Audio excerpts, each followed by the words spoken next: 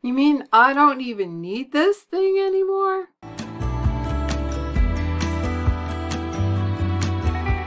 Welcome to another episode of You and Me and Multiple Sclerosis. My name is Pam, and I've been living with multiple sclerosis for almost 38 years. Things have changed for sure, but some of the principles I remember from back in my working career might still be somewhat interesting for us with MS, although I realize modifications may need to be made. So back in the days when I worked for a living, one of the things that we talked about was the importance of time management and having a good handle on how to best manage your time. There are a lot of books on the subject, and I've read almost all of them. And I think time management, or the concept of time management, is really made for workaholic types like I used to be. Because you had this idea that somehow you could squeeze every second out of that 24-hour day and maximize the productivity and the value that you got out of it. Well, in reality, we have to concede that time management, just as a concept, is a myth, right?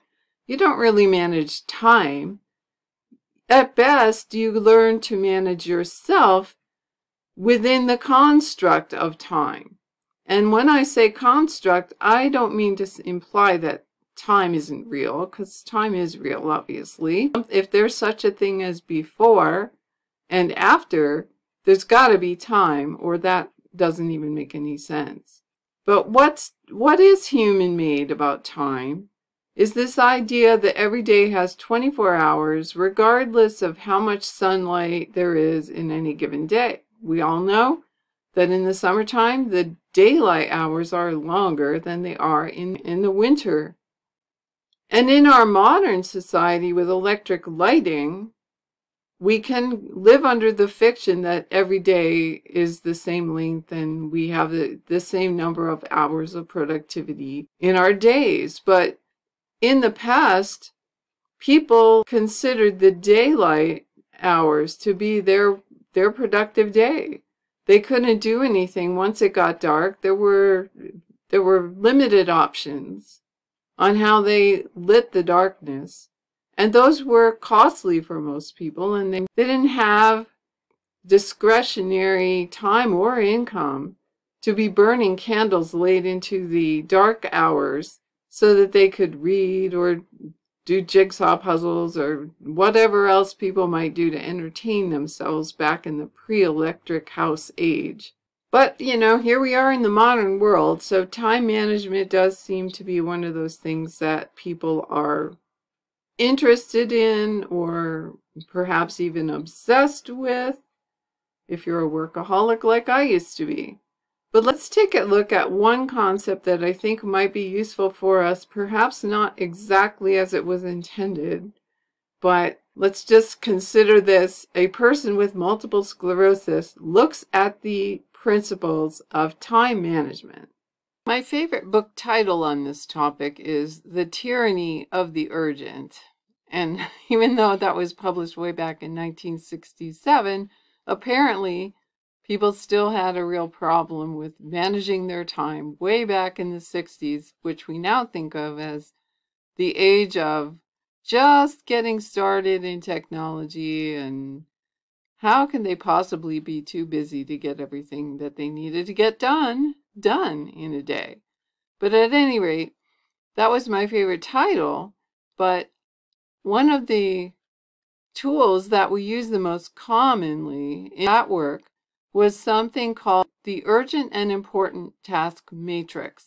And as it turns out, that was developed originally by General and then President Eisenhower, Dwight David Eisenhower, probably used this to help him plan and win World War II. So his matrix is probably worth taking a look at. And what he says here is that what is important is seldom urgent, and what is urgent is seldom important. I'm not so sure that's always true. Regardless, I think it's a principle that requires a little deliberation, because some of the things we just do by habit or rote perhaps fall into one of the categories that should be looked at a little more carefully, especially for those of us who have multiple sclerosis, as I'll get into here in a minute. But first, let's take a look at this matrix. Before we do that, though, let's just make sure that we're understanding what the difference is between urgent and important. And the article that I'm quoting all this from, I will link below. Urgent means that a task requires immediate attention. These are the to-dos that shout now. Urgent tasks put us in a reactive mode, one marked by a defensive, negative, hurried, and narrowly focused mindset. As opposed to important tasks, which are things that contribute to our long-term mission, values, and goals. Sometimes important tasks are also urgent, but typically they're not. When we focus on important activities, we operate in a responsive mode, which helps us to remain calm, rational, and open to new opportunities. So that kind of helps you understand what they're trying to get at by urgent and important. And urgent basically has to be done right away, and generally it creates in us negative sorts of feelings, right? That we're being pushed to do something faster than we want to, or that it's unreasonable the amount of time we're being given to take care of something, as opposed to important, which is not related to time. It just has to do with the priority that we should be giving certain tasks in our lives. So here is the quadrant that President Eisenhower talks about. It's basically a four-square thing where the column headings are, and I'm not sure how easy it is to read those, but it says urgent or not urgent. And then the row headings along the side, the left-hand side, are not important or important. And as we look at quadrant 1, that's the quadrant of important and urgent, so both things. And the examples they give there are crises, deadlines, or problems. In quadrant 2, which would be important but not urgent, would include things like relationships, planning, recreation. Quadrant 3, which is not important but urgent, are interruptions, meetings, and activities. And then quadrant 4 is not important and not urgent, including things like time wasters, pleasant activities, and trivia.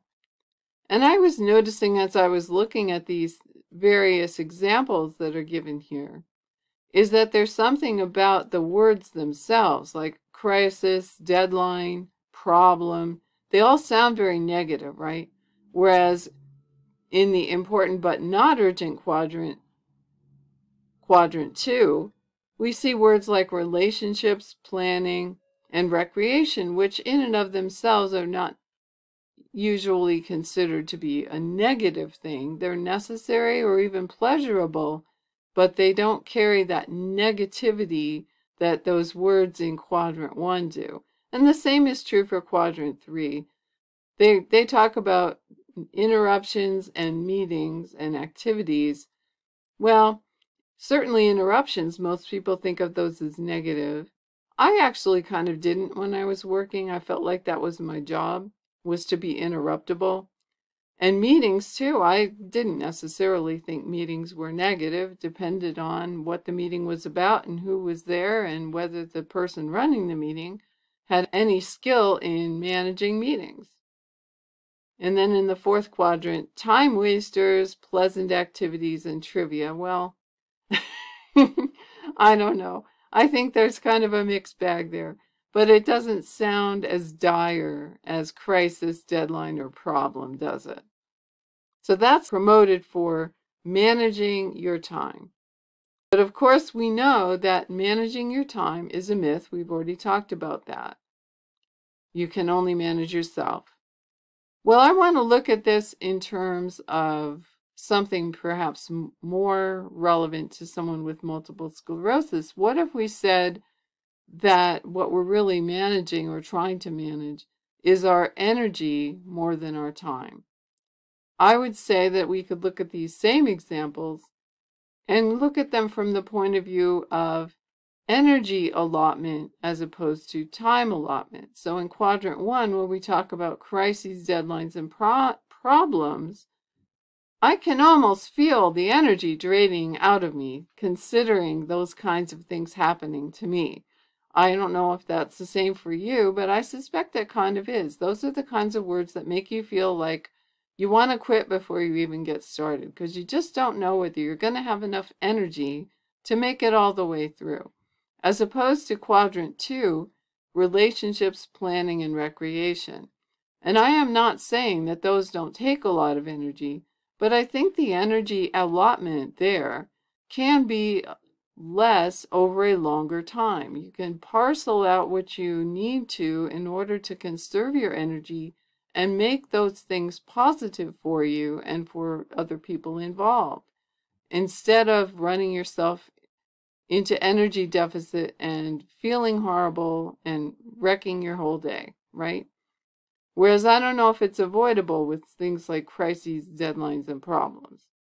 And the same can be said of quadrants 3 and 4, where the not important but urgent interruptions, meetings, and activities, again, those all sound like high energy examples. We have to be able to allocate perhaps an uncertain amount of energy, an amount of energy that we don't know in the beginning how much that would be. And I don't know about you, but in my case, when I am not sure how much energy something's going to take, that in itself tends to use up energy because I kind of get a little stressed about it. Whereas quadrant 4, the not important and not urgent, the time wasters, the pleasant activities, and the trivia doesn't make me think that I'm doomed before I even get started. So for those of us who are more concerned about running out of energy than running out of time, I think this matrix could actually be modified to be quite useful. We could be thinking about things in terms of their importance and urgency, and also in terms of their energy outflow that is required. Sometimes things that are important will take energy, and we know that. Relationships take energy. Even recreation takes energy. But we can work with that a little bit better because those are important to us, and we can think through how best to allocate our energy so that we can be successful and still be able to pursue those things and not have to give them up entirely.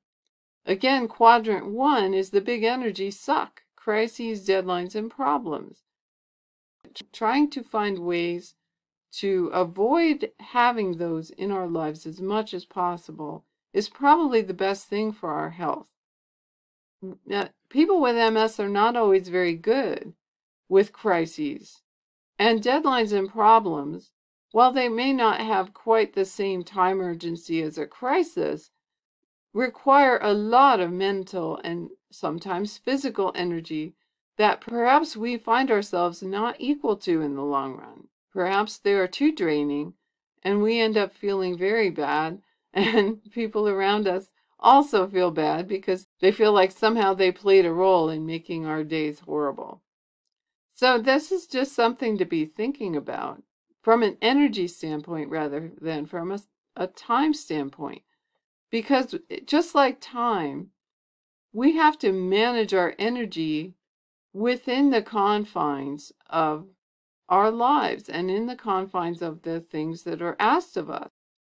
And for us to be able to come up with strategies that will help us maximize our energy would involve things like saying no more often to some of those things that just we know are going to be a great big energy suck. If they're not that important, like the things in quadrant 1, maybe we either don't do them at all or we find some way to do them. We negotiate the terms under which those things are done. We also need to look at time of day. There are times in the day when I am a lot more likely to be successful at managing a deadline or a problem Well, I can do it in the morning pretty well, but late in the afternoon, no. Don't ask me to solve a problem late in the afternoon, because I will not be able to bring enough energy to that to give you a good creative solution. One of the things about problem solving is envisioning yourself actually solving the problem, not just thinking about how you'd solve it.